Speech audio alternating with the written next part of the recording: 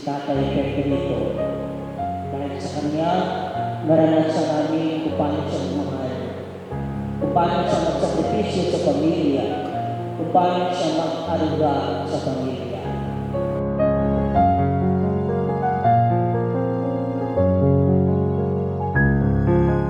Kung nasa ka naman pa, masaya ka na siguro kasama mo si Lola at Lola. Lagi mong sinasabi sa akin, ikaw yung favorite na anak. Ngayon, kapiling ka na ng Lola at Lola siguro. Masaya na rin sila at kasama ka na nila.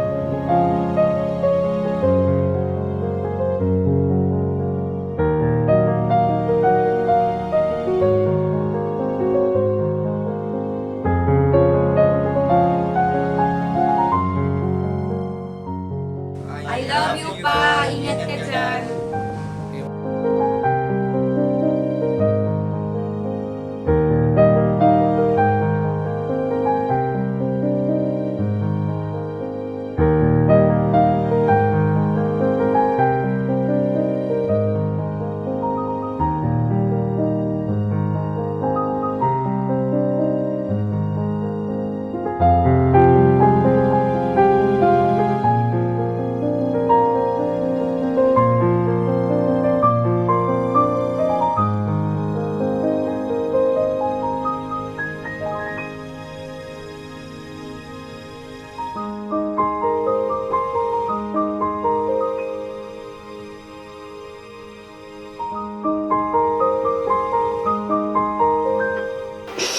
Hindi kita makakalimutan bilang tatay ko.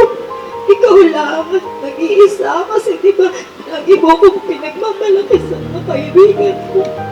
Paasa na maging mas masaya ka na. Ngayon pa wala ka na. Ikaw nang bahala sa amin, sa mga naiwan mo. Pa, mahal na mahal kita pa. Lagi kitang pupuntahan dito. Huwag kang mag-alala.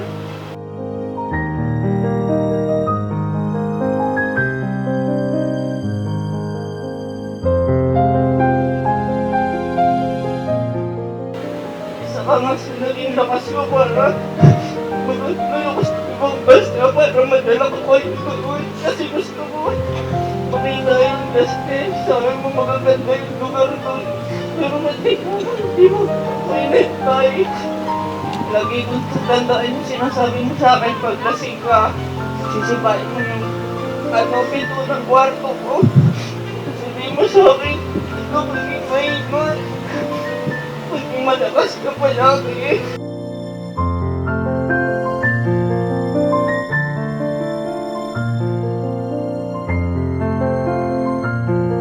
Alam ko rin yung mga anak ko, yung asawa niya, alam ko rin na mahal siya. Imagine 37 years. 37 years silang nagsama. So talagang mahal siya ng asawa niya, dahil hindi naman sila nag-iwalay. Yung mga ate ko din, nakikita ko rin na mahal din nila si Bong. Kaya ang swerte-swerte ni Bong dahil yung magulang niya, kapatid niya, pamilya niya, pati yung mga nandito mga kaibigan niya, alam ko rin mahal din naman si Bong.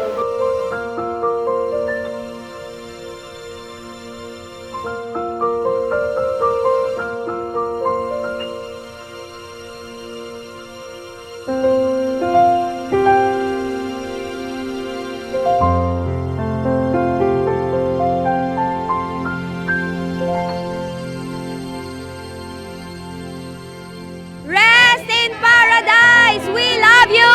Bye pa! We love you pa! Ingat!